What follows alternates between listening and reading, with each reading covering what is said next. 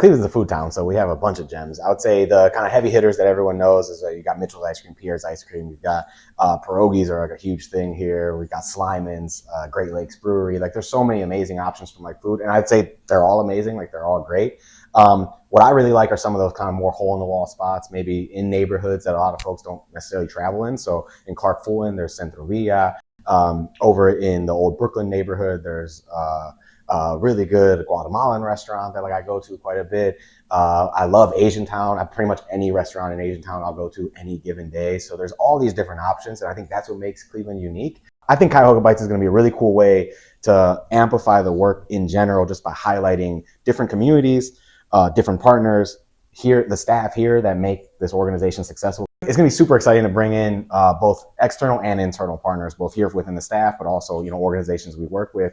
Again, our ecosystem, the kind of community and economic development ecosystem, is vast and has a bunch of unique organizations that are doing really interesting work. And so our hope is that in addition to just showing off cool food and drink, also being able to have conversation with partners and highlight their mission.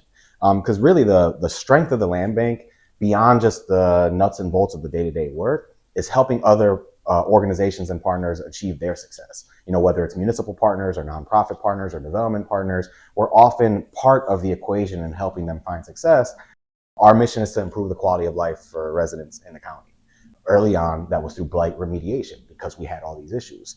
Once we got to a point where there's always going to be some level of blight, but once we got to a point where that bulk and mass of blight had been remediated, well, then the next logical step is like, well, how do we rebuild these communities to what they once were? And so kind of if you keep forwarding down that path, in the last couple of years, we've added in a big industrial and commercial component to our business. We've gotten really involved in the kind of environmental remediation in our community, right, to make our communities healthier. You don't just have to knock stuff down. You can build, you can remediate, you can partner, you can find ways to bring value to communities, across the development spectrum.